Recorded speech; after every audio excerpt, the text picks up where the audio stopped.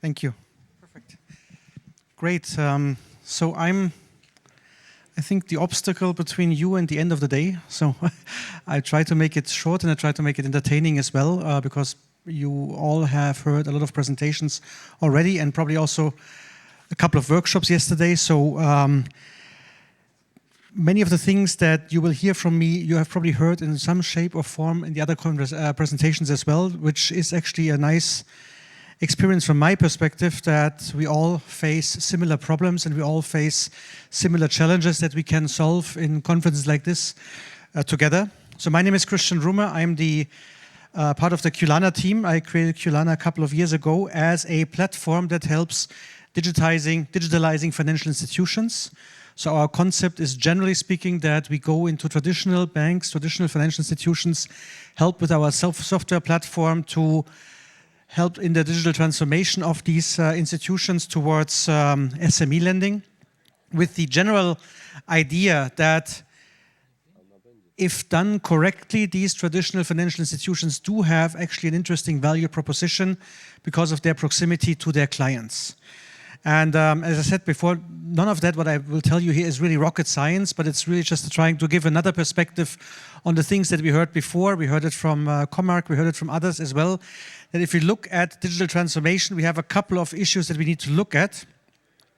First of all, we always hear about these digital opportunities, the businesses that can be done, the omni-banking channel, the increased efficiencies. Lots of ideas are coming out in this area from the technology perspective, from what is technically feasible, but we also always have to also think about what are actually the real needs that the clients have, the SMEs have. And this is what I categorize as jobs to be done. And then, of course, we need to think about, it's still a financial institution, and while we have just heard in the previous panel that there might not be really a need for traditional financial institutions, but let's assume there is an institution. They have a couple of core functions, so maybe there's a way we can use these core functions of a financial institution with those requirements of SMEs in their lending. And then, of course, the last part that we have to look at is organizational maturity. Again, a factor that is relevant only if you look at the traditional banks, because if you create a startup from fresh or a fintech from fresh, you can select your staff, whereas in the existing organization, you have to live with what you have. So let's look at these four aspects. The digital opportunities, as I said, primarily coming from the idea that there are technical solutions like omni-channel banking, like personalization, process optimization, security, data-driven decision-making, and ultimately the collaboration with fintech or open banking. Those are all technical solutions. Making them real is a technical problem, is a software problem that can be solved, that can be addressed, where we can look from, learn from others and provide them. But the question is really, what are the SMEs really requiring? And if you really look at smaller SMEs, you see that there are support areas which they demand for, which are going around the setting up of business, the reconciling of business activities, managing day-to-day finances and planning for the future. Those are the things that they really need. They don't really care whether this is now called an omni-banking channel or whether this is now called process efficiency. They like to have their problems being solved. So we need to make sure that we combine really what is the need of these clients that hopefully is expressed to a good relationship manager in a bank, together with the technological advances that are possible. Thirdly, and again, I'm looking from the perspective of a financial institution, there are still a couple of core functions that banks have that could be useful in the business of SME lending or SME finance. For example, banks are technically an institution that take risks. The reason for financial institutions to be around, for banks to be around, is because they should have actually the best position to assess and manage risks of SMEs. If they look at it in the best way, they have the proximity to the clients, they have the ability to work with the clients, they know the clients, something that we have seen during the pandemic actually quite well, that those who really had an experience with their clients, who had a contact with the clients, could help them best. Banks still have the core function of bundling liquidity.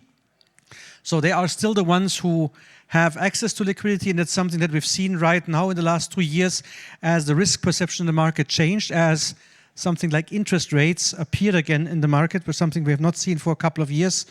after the financial crisis. But now that we have interest rates again, we see that banks are actually a place where liquidity can be collected. And of course, lastly, we have transformative maturities, which is something that many of the P2P lenders are still struggling with because, again, most of the deposits are short-term, whereas if we talk about CapEx needs, if we go beyond, let's say, factoring or trade finance, if we look at SMEs that have CapEx needs, maturities, and the deposit side are not really matching with what the financial needs are. And finally, we have the organizational maturity. Again, if you look at a financial institution, existing financial institution, and try to help them in the digitalization, then you need to understand at what level this institution is with regards to their advances to technology. Are they just starting to get digital? Are they more formalized? Is the staff really already prepared for that? Do they have enough skills in the team? Is the management already having a digital transformation strategy, or are they just testing it? And I think I mentioned it yesterday in the workshop. In most of the banks I've seen, digital transformation is not necessarily a strategy that comes from the top. It's usually a couple of departments that start to develop something, and if it's successful, then management greatly accepts that as a strategy, but it's not really coming as an initial strategy from the management. Within this framework now of what I have here, of these 4 factors, digital opportunities, jobs to be done, the core function, and the organizational maturity, I'm looking at ways how we can develop a digital strategy or digital transformation, a business strategy that can be supported by digitalization. And here for me, when we talk about digital transformation, it's always important that you don't talk about a digital transformation strategy, you talk about a business strategy that is supported by digital transformation. And if we look at the strategy, the things that I came up with here for many of the banks that we're working with is basically your future strategy should really be around customer centricity or relationship centricity. And we had some interesting input yesterday during our workshop from a company called Centeo that are really quite keen on advising there on what really relationship centricity means. And the second aspect is really risk mitigation, where again, the financial institution could be the place where ideally you are in the best place to assess and manage risks, not necessarily the one who takes the risk, but really assess the risks. If you believe that this is your business strategy, then a couple of concepts need to follow. And here, data analytics, process structure is of course important, but even more the concept of risk appetite and relationship pricing, that's something that I'm quite keen on. We always try to optimize our processes, and our processes always relate to a lending process where we have an application, where we have an approval, we have committees, we have scoring models and so on to try to approve a loan.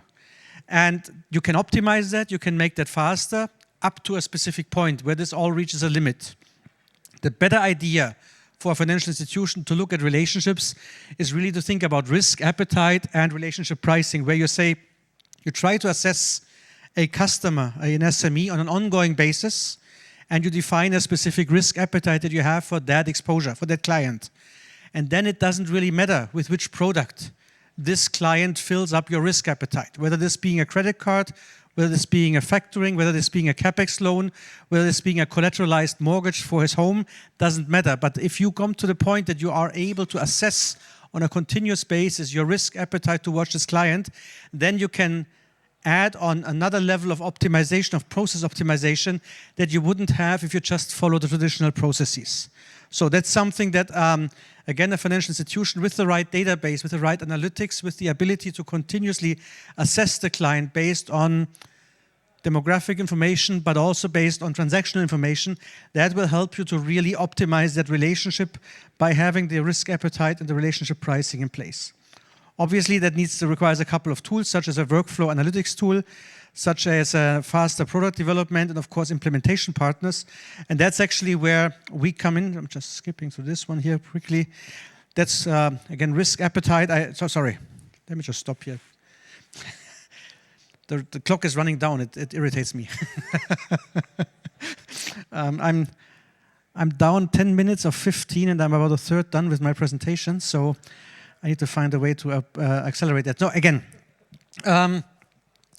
customer centricity is one aspect, risk appetite is a second aspect. So I made this clear that you need to define your risk appetite, which of course largely depends on your risk capacity, which it can take, as well as your risk limits. And that is influenced, of course, by things like the regulations, the business strategy, the risk culture, and your shareholders' expectation. That's pretty straightforward. But what I really like to say here is in the end that when you put this all together into a platform, let me just jump here, into a platform, then this is actually what we're trying to solve at Kulana, where we come together and say, okay, we have a platform. We are basically operating based on a low-code platform that is almost infinitely configurable to our customers. And we come together with our own experience of having worked as consultants with over 100 institutions over the past 20 years. We have the platform in place that is a proprietary low-code platform. And we have a track record of having implemented the platform with a couple of clients. I say a couple of clients because A, we are small, and B, also we're trying to work with our clients in the long term and come up with this platform that helps us really to offer a service that is combining the technology with some advisory, where we actually help institutions to develop the risk management, to develop scoring, to develop portfolio analytics, but also collaborate with partners where we have front-end solution providers, trade finance experts or mobile banking developers, as well as payment solution providers who we collaborate to really offer an entire ecosystem to a financial institution. Similar to what we heard before in the afternoon, we're not going out and try to implement everything at once. Our goal is more driven by the idea of implementing within 3 to 6 months and define the scope of that based on that time frame, and rather postpone other items that we implement to later stages so that we can really start working with institutions. We have 3 products that we're offering. One of them is called an open banking platform, which is really meant for co-development.